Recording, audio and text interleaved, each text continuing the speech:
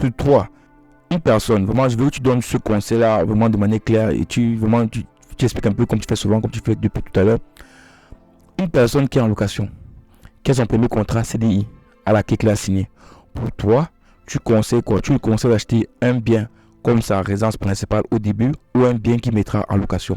Pour toi, tu penses quoi de cela? Vraiment un conseil. Pour une personne qui va avoir son CDI, il gagne bien sa vie, touche peut-être 2500, 3000 euros par mois. Voilà. Pour lui, tu conseilles quoi pour lui? Donc, pour son premier bien, d'acheter un bien qui va mettre en location ou d'un bien qui sera sa résidence principale? Ouais, mais écoutez, honnêtement, moi, je vais être franc. Hein. Je fonctionne toujours en location. Et pourquoi? J'ai mon premier CDI. Je vis dans une ville qui n'est pas trop chère. Le loyer, je paie 700 euros de loyer tous les mois. Juste à côté, je sais que je peux acheter un appartement de la même surface qui me coûte 600 euros par mois ou 750 euros par mois de crédit. J'achète. En fait, quand je dis fonctionne en locataire, ça veut dire quoi? Le bien que j'achète comme ma RP, en fait, pour moi, c'est dans ma tête, c'est pas ma RP. C'est comme si j'achète un appartement que je... D'accord. Je sais pas, c'est pour répondre à ta question. Si tu veux que je réponde à ta question, je dirais aux personnes d'acheter des appartements pour louer. C'est la question que tu veux. Oui, c'est ça en fait. Et je te réponds à ta question.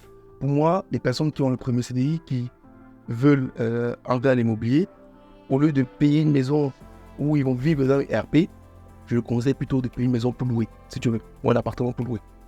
Maintenant, à qui tu loues? Tu peux louer quelqu'un lambda, Ouais. ou tu peux louer à toi-même. Donc, deux façons de faire. Donc, moi, j'ai aucun souci avec. Loue à toi-même. Toi, tu. C'est un peu... Je veux dire, il y a... Vous savez, c'est pas simple. Un mec qui vit dans une ville comme Bruxelles ou Paris, la location, avec l'encadrement des loyers, avec le pouvoir d'achat des personnes dans la poche, Dans la poche, ouais. t'es privé au loyer. C'est-à-dire que tu vas louer peut-être 1000 euros, 1500 euros l'appartement. Par contre, à l'achat, si tu vas acheter l'appartement dans une ville comme Bruxelles ou Paris, jamais tu auras une mensualité de moins de 2000 euros par mois. Ouais. Jamais. Ouais. Donc, Ah, d'accord. quelqu'un qui me dit qu'il va acheter à Bruxelles, Ah, ouais. ou à Lyon ou à Bordeaux, Une grande ville, quoi, de l'Europe. une grande ville, il va se trouver en train de payer 2000 euros dans une grande ville plus sa RP, l'argent qui part comme ça. Pourtant, il aurait pu... RP, c'est résidence principale. Hein. C'est les autres aussi. Oui. Alors qu'il aurait pu louer à côté à 1500 euros. Ça n'a pas de sens. Par contre, un gars qui vit dans une ville comme Djemblou, comme Mons, comme Charleroi, des villes Moins petite, quoi. moyennes, Tu vois. ou en France aussi, on a plein de petites villes aussi, où le loyer est 700 euros par mois, ou si on prend un appartement à côté, on peut l'avoir 150 000 euros et payer par exemple 600 euros de crédit tous les mois. Pourquoi louer? Donc, en fait, Pour enrichir quelqu'un, autant que son propre bailleur, et c'est payé. Ça fait 600 euros. c'est vrai que je crois que je vais faire une vidéo dessus où je disais aux gens que l'augmentation du prix du bien ne va pas dans le même tempo que l'augmentation du prix du loyer. Qu'est-ce que ça signifie? Tu peux acheter un bien à 100 000 euros que tu loues à 800 euros, tu vois. Mais ça, par contre, tu achètes un bien à 300 000 euros que tu vas louer à 2400 euros. Non. Ah ben non. Ah ben, qui va te dire ça 2400? Il faut être réaliste. Donc, en fait, ça ne monte pas de la même manière. Au début, j'ai dit qu'il y a deux façons de faire des villes immobilières. Il y a dans le sens patrimonial. Oui. Ça, c'est les villes qu'on parle, Bordeaux, Lyon, Bruxelles, Anvers. Les grosses villes, quoi. Les grandes capitales, ouais. Patrimonial, parce que c'est une grande ville, ça va que grossir. Ouais. Donc, tu sais que tu payes 2 millions le bien aujourd'hui, que tu payes 2 000 euros de crédit par mois et que tu as mis ça au loyer, tu t'en fous. Ben, tu sais que plus tard, Ouais. quand tu le vends dans 20 ans, tu vas dire, Tu vas jackpot, ouais. Tu vas vendre cher. ça, c'est le patrimonial. Ah, c'est vrai. C'est patrimonial. C'est très intéressant, ton Genre, ton- ça peut transmettre aux enfants, même. Ouais. Donc, maintenant, il y a des investisseurs locatifs qui veulent de l'argent, qui n'ont pas de l'argent à jeter. En fait, nous, on est. Pour avoir dans 10 ans, 20 ans, quoi. Tu n'as pas le temps, attends, Ouais. attends. Ouais. En fait, je sais pas. Oui, à moins que l'argent, oui. Voilà, c'est comme nous, et que tu n'as pas d'argent et que tu pas attends 20 ans, toi, tu veux du cash flow. Donc, tu veux investir ou tu veux avoir quand même un peu d'argent là ou les deux. D'accord. Le patrimoine, les deux. Les deux. Voilà, un peu les deux. Donc, c'est pour ça que c'est important de le dire. Donc, quand tu as ton premier CDI et que tu veux acheter quelque chose, pour moi, je conseille d'acheter un appartement en location. En location. Donc, tu achètes un appartement que tu vas mettre en location. Donc, dans des petites villes, si tu es par exemple à Paris-Bordeaux, bien sûr, Mais tu vas dans les petites villes autour, de la couronne parisienne, autour de Bruxelles. Il y a des petites villes à 25-30 minutes où tu as des appartements pas trop chers et où tu peux réussir à louer à un prix soit pareil, soit un peu moins. Un peu moins. Et voilà. Et entre-temps, toi-même, entre-temps, tu es locataire à Bruxelles. Ah oui, c'est vrai. Et toi-même, tu es locataire à Bruxelles.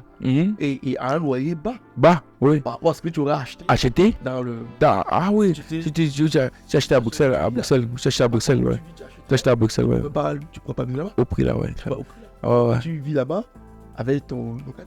Mais en fait, dans les grandes villes, il y a plus de chances que ton loyer soit inférieur aux mensualités de la banque.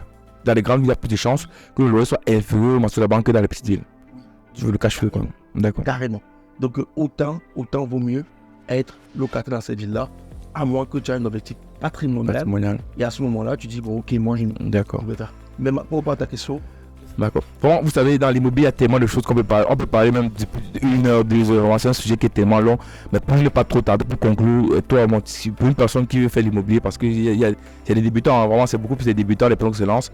Donc, pour toi, en un mot, je sais pas, voilà, tu expliques rapidement, hein, quel conseil encore tu peux donner à une personne qui se lance dans l'immobilier? Je sais pas, quelque chose qui te vient à la tête et que tu penses que c'est important, voilà, tu peux dire, je sais pas. Quelque chose qui te vient à la tête. Tantôt, on peut parler des heures et des heures. Toutes les étapes sont importantes. Même si je prends le côté inverse, je prends l'envers. Le choix du locataire, tout un métier. Comment est-ce que je choisis le locataire qui je mets à l'intérieur parce que encore faudrait-il qu'il me paye. Donc, comment je choisis le bon locataire, comment je sais qu'il va me payer mes loyers. Oui, parce que tu parles beaucoup de locataires. Tu répètes tout, locataire. C'est la base. Hein? Ensuite, les impôts.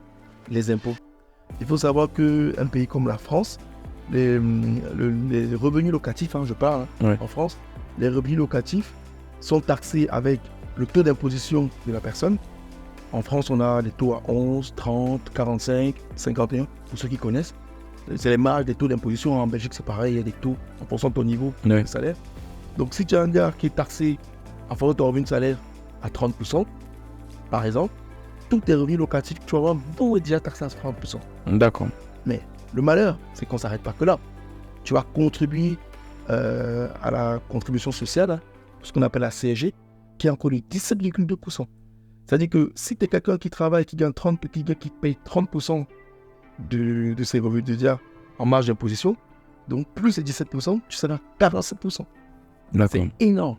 Donc pareil, il faut travailler fiscalement, sinon au final, tu gagnes, j'ai une bêtise, tu gagnes 10 000 euros de loyer, là, tu payes 4 700 euros d'impôt. D'accord. Le travail pour l'État en fait. En fait, tu as travaillé 47% pour l'État. D'accord. Et à ça, je n'ai pas retiré le crédit que tu peux payer encore tous les mois. Il y a tellement de choses, tellement de frais.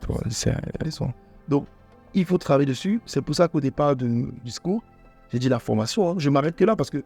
Oui, parce qu'après, je vois que c'est le mot en fait qu'on doit utiliser beaucoup plus, c'est la formation. Parce que la formation, c'est savoir comment ça marche ce truc-là. Après, je ne parle pas de remise aux normes, je ne parle pas de comment est-ce qu'on gère le locataire, je ne parle pas de tous les financements, parce qu'à un moment donné, qu'on va en plein de crédit, quand le locataire ne paye pas, tu fais comment? Ou quand tu n'as pas de loyer, tu fais comment? Donc, il y a pas mal de choses. D'accord. Pour celui qui veut se lancer dans l'immobilier, moi je dirais qu'il faut qu'il se... Sur Internet, on peut se former sur LinkedIn, d'accord. Les gars qui parlent. D'accord. Ok les amis, je pense qu'on va arrêter là parce que sinon l'interview va être très longue. Donc vraiment, vous avez compris là, ce qu'il faut retenir dans tout ce qu'il a dit. Je pense que c'est le thème qu'il a redit plusieurs fois. La formation. Donc voilà Steve, merci à toi d'avoir peut-être passé sur notre chaîne. Vraiment, il a donné beaucoup d'informations que je pense que pour toute personne qui est débutante sur l'achat immobilier en bien locatif, bien sûr, qui va mettre en location, je pense qu'il est quand même assez, bon, pas totalement outillé, mais il a quand même des outils essentiels qui lui permettra de pouvoir commencer son achat de biens immobiliers qu'il mettra en location. Donc Steve, vraiment, je te remercie d'être venu sur ma chaîne YouTube. J'espère que peut-être prochainement on pourra reparler de notre sujet sur l'immobilier. Je sais pas, c'est un sujet long peut-être, hein, un de ces quatre, je me promets. Bien sûr. J'espère que je ne vais pas payer, je ne me facture pas ça quand même. Hein. Non, mais moi Tu me factures pas quand même, j'ai pas d'argent encore. Hein? Non, il n'y a pas de souci. D'accord. Je vais facturer mes services, mais en tout cas... Non, il n'y a pas de facture. En tout cas, hein? Moi, le mot d'ordre que je veux dire, c'est qu'à un moment donné, si vous voulez le faire, voilà. Il faut y aller et puis je serai ravi de revenir. D'accord. Ça sera le mot de la fin. Lancez-vous. Ciao les amis. Ciao.